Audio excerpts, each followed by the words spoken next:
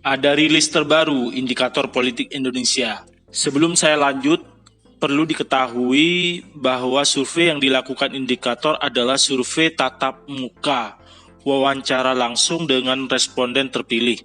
Jumlah sampel 1.220 orang, tersebar di semua provinsi dan dipilih secara proporsional. Margin of error-nya sekitar 2,9%. Survei ini bisa lebih mewakili dibandingkan dengan survei melalui telepon. Survei tatap muka ini dilakukan pada tanggal 11 sampai 17 April sebelum Ganjar dideklarasi. Barangkali ada perbedaan bila disurvei lagi setelah deklarasi. Kita tunggu saja.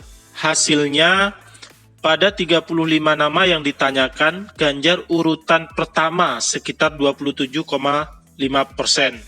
Kedua, Prabowo sekitar 25,1%. Ketiga, Anies 18,8%. Keempat, Ridwan Kamil sekitar 6,8%. Pada simulasi dengan 20 nama calon presiden, Ganjar tetap di urutan pertama, kemudian Prabowo, kemudian Anies, dan yang keempat Ridwan Kamil.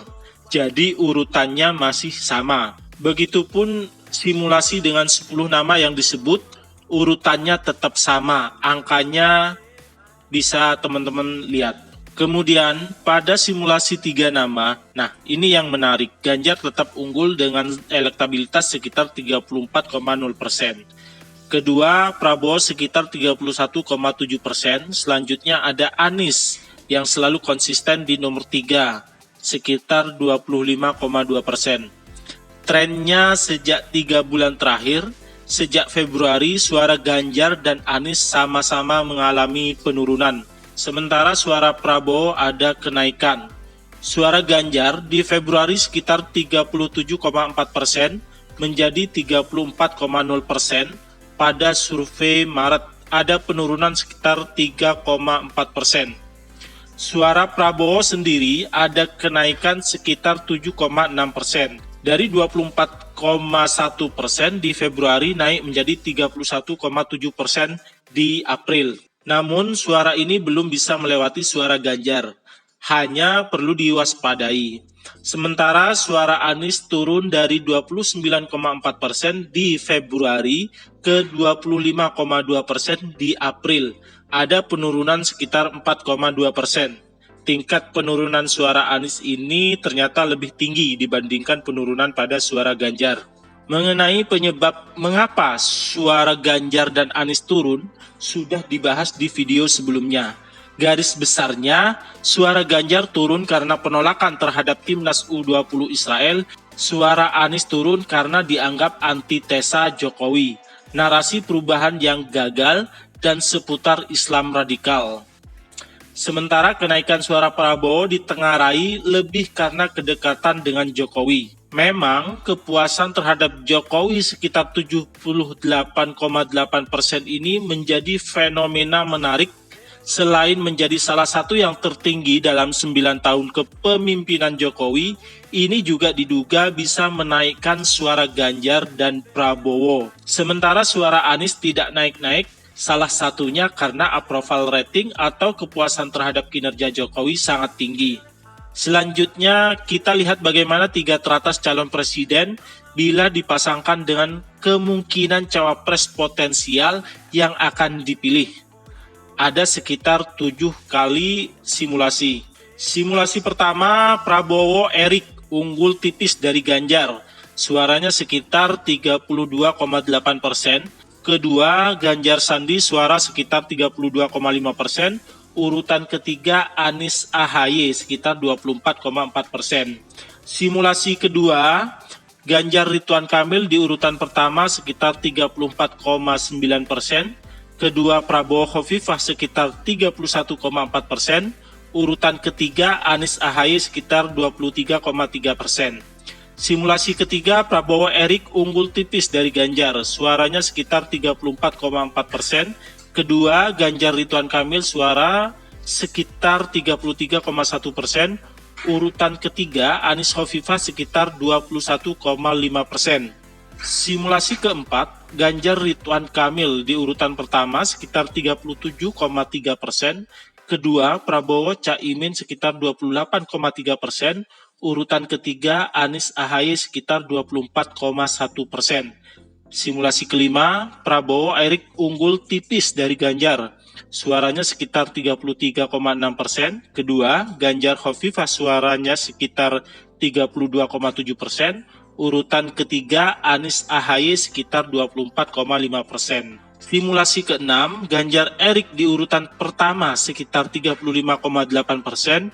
Kedua, Prabowo Khofifah sekitar 30,5%. Urutan ketiga Anies AHY sekitar 24,1%. Simulasi terakhir, simulasi ketujuh, Ganjar Ridwan Kamil unggul tipis, suaranya sekitar 33,3%. Kedua, Prabowo Erick 32,9%. Dan urutan ketiga, Anies AHY sekitar 23,9%. Dari ketujuh simulasi ini, urutan pertama dan kedua selalu bergantian antara Ganjar dan Prabowo, tergantung kepada cawapres yang dipilih.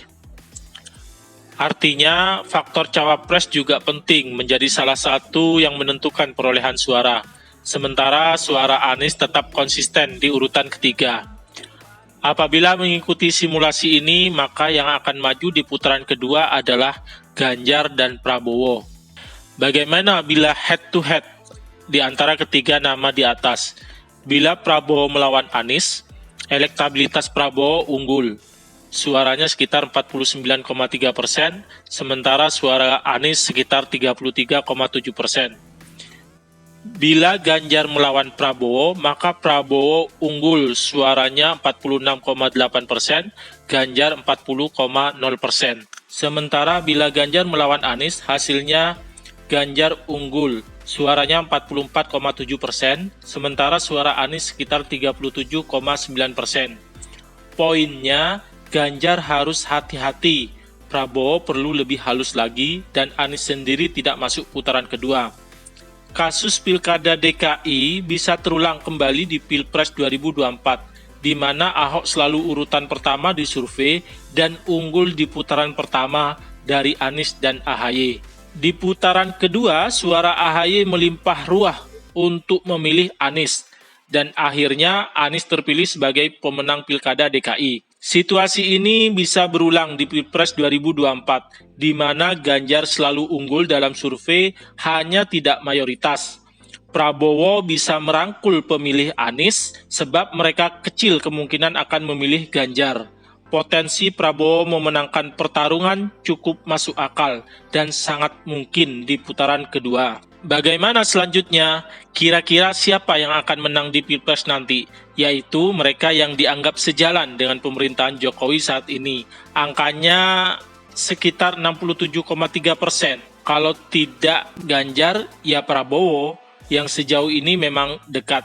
Namun tentunya Jokowi akan tetap memilih di antara keduanya. Dan sejauh ini Jokowi lebih mengedepankan Ganjar, apalagi tiket Capres PDIP dan Megawati sudah dideklarasi pada tanggal 21 April 2023, persis di hari Kartini kemarin. Lebih jauh lagi, survei ini juga memotret siapa calon yang dianggap mampu melanjutkan kerja pemerintahan Jokowi. Urutan pertama Ganjar dengan 33,2%, Prabowo 30,4% di urutan kedua, dan Anies 21,5% di urutan ketiga. Bila melihat ini, Ganjar layak berbesar hati, namun harus tetap berhati-hati, karena potensi migrasi suara Anies yang tidak masuk di putaran kedua lebih cenderung akan memilih Prabowo. Karena pemilih Anies adalah pemilih yang karakteristiknya lebih dekat dengan karakteristik pemilih Prabowo. Hasil survei selanjutnya tentu akan lebih menarik lagi. Kemana peta migrasi suara yang tidak lolos di putaran kedua menarik dinanti. Itu saja, sekian, terima kasih.